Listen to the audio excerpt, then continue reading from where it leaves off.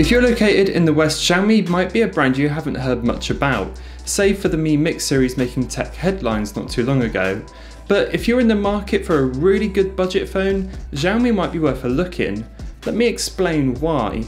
This is the Xiaomi Mi A2, an Android One phone that pound for pound is one of the best devices out there in this price range.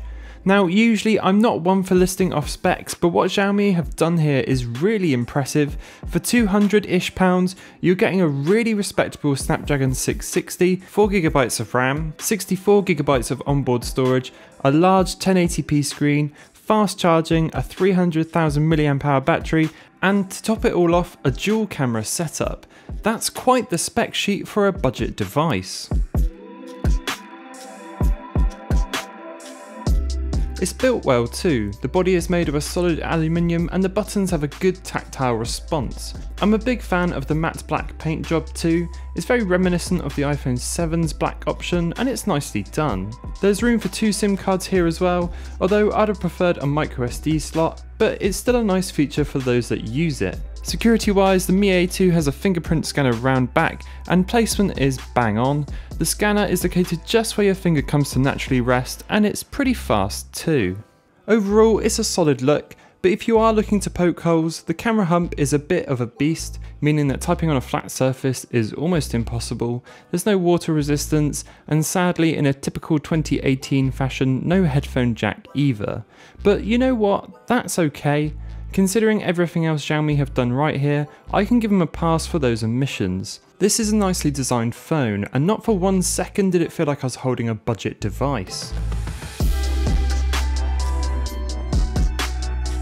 Striking the right balance between screen and body ratio can sometimes be more difficult for budget-focused devices, but Xiaomi have done a good job here. It's a bright 1080p panel with good viewing angles and a well-balanced approach to colour. At just shy of 6 inches, it's great for consuming media and for general phone use. The rounded edges are a really nice touch too. They didn't have to do this, and the fact that they have means they've clearly thought a lot about this phone. It's a great look, and the lack of a notch is actually quite refreshing to see nowadays. Next to staying connected, the camera is one of the most important features of a phone, and often one of the most lacking areas in a device of this price. And it is clear to see where Xiaomi have saved a bit of cash here. Keeping that low price in mind, it's an okay camera, but that's about as far as I'll go. Colours are kept realistic enough with a slight boost to make them pop more, and in good lighting it can produce some really nice results. However, give it a more complicated scene and things start to fall apart quickly, with the dynamic range and low light performance suffering the most. More impressively, however, is the portrait mode, which not only works like normal, but also on the 20 megapixel selfie camera, which, if I'm honest, surprised me the most. These really aren't bad results, with the background blur looking pretty decent and edge detection not doing a bad job at all. All in all, it's a full smartphone camera experience, with an awesome selfie shooter thrown in, so I think you'd be really hard pushed, especially at this price point, to be disappointed.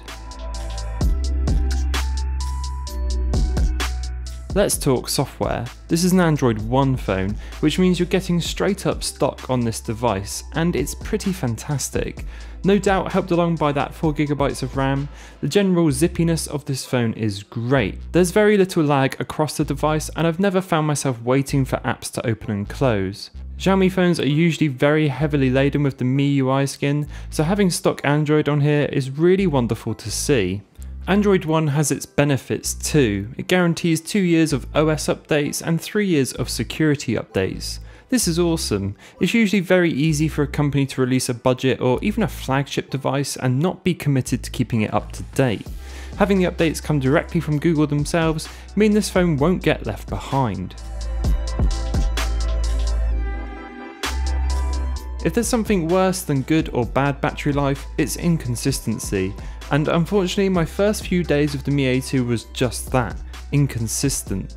However, that seems to have stabilised well over my time with the device, and I'm easily getting to the end of each day with it. As I always mention when it comes to battery life, it's subjective and does change from person to person.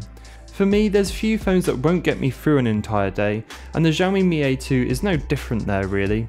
You shouldn't struggle to get a full day's worth of use out of the device. For those of you out there that do use your phone more than others though, there is support for fast charging here, and it comes straight out of the box too with the included fast power adapter. Again, this is another really welcome feature, especially when some other flagship devices out there will charge you much more for that simple convenience. All in all, it always comes back to that one thing, which is the sheer value for money. 64GB of storage, 4GB of RAM, a big screen of rounded bezels, dual camera with portrait mode, a premium build, the very awesome Android One, and fast charging. All of that in a £200 phone almost makes you feel rude for asking for more. And if you were to ask for more, you could spend a little bit extra and get the Poco phone, which is also made by Xiaomi. So that rounds us off for the Xiaomi Mi A2. If you enjoyed the video, pop a like, and if you loved it, stick around by popping a subscribe. I will see you all in the next one.